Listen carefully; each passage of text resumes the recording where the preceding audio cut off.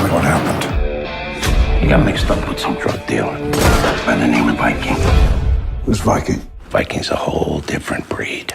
Cold Pursuit is the, hopefully, allegedly, possibly the last action movie starring Liam Neeson, and it also stars Tom Bateman. Cold Pursuit is the latest Liam Neeson revenge movie. His son was killed and murdered, so he goes after the people who murdered him, and then he gets wrapped up in some big gang turf war between two gangsters. One crew is led by a guy named Viking, and that's Tom Bateman, and the other one is a crew led by a guy named White Bull. And of course, everyone has their own silly nicknames: Santa, Speedo, Wingman, Kyle. And obviously, looking at the idea of this movie, you just kind of go like, it's just sort of like, okay, who has a script? Oh bro, I have one. It's a revenge movie for Liam Neeson.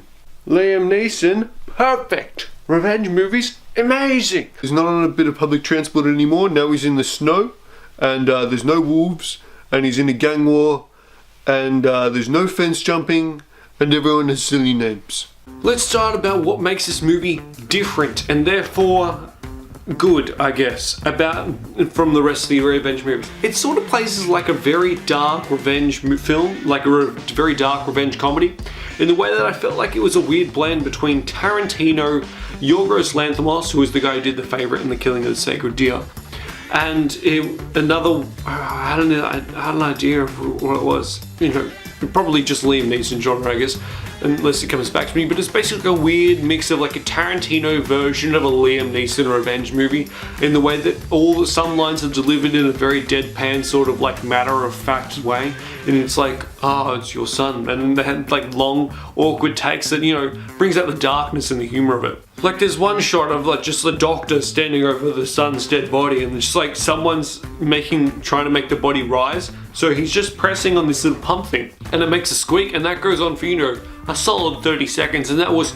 totally worth it.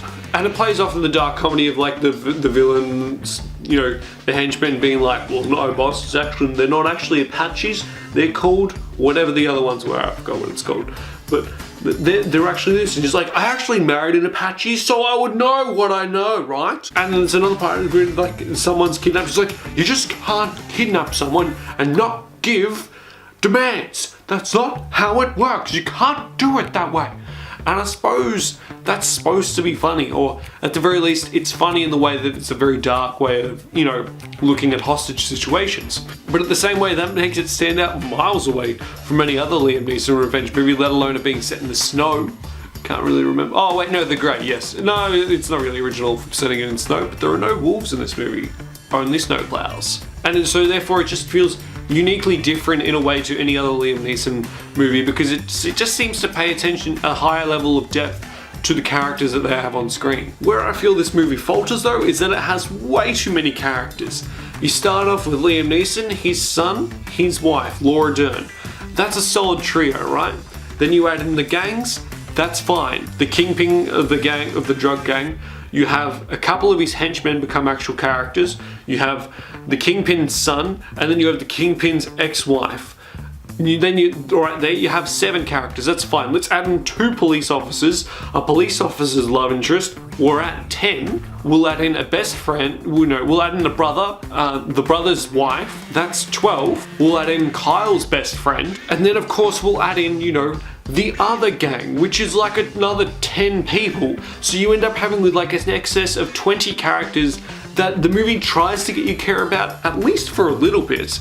And whether it be like the gangs, the Native American gangs just having a unique innocence to them, or, you know, the kingpin, you know, Vikings gang, where it's just like, oh, you know, we're all business here. You know, it just feels like they want you to care a whole lot. But it's really difficult to, because you have, you know, 20 characters roundabout, and you have 5 different locations showing 5 different plot lines going back and forth. For a moment of time, you're just kind of like, oh yeah, the police officers are in this movie.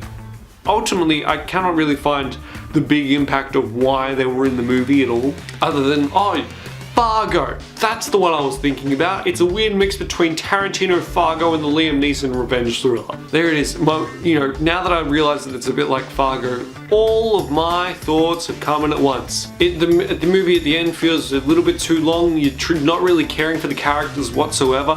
It's going back and forth between characters you don't really care about at all because there's too many of them. It's not like this is Infinity War where you had 20 movies leading up, where you get to know almost, you know, where you get to know a lot of the characters at least for 5 to 10 minutes over the course of 10 years.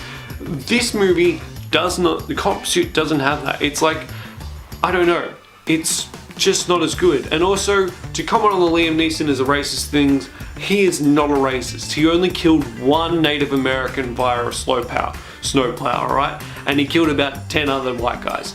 So, you know, he's not really racist. Otherwise, I'm just gonna say that Cold Pursuit is an overnight rental. Have you seen Cold Pursuit? What did you think of it? Let me know in the comments down below. Like the video if you enjoyed it, and subscribe to become one of the Platypus, and I'll catch you guys later. Bye. Well done, you made it to the end of the video. Why don't you click on one of these two videos for more content, or subscribe so just to be reminded of when I upload. So, you know, subscribe. That'd be great.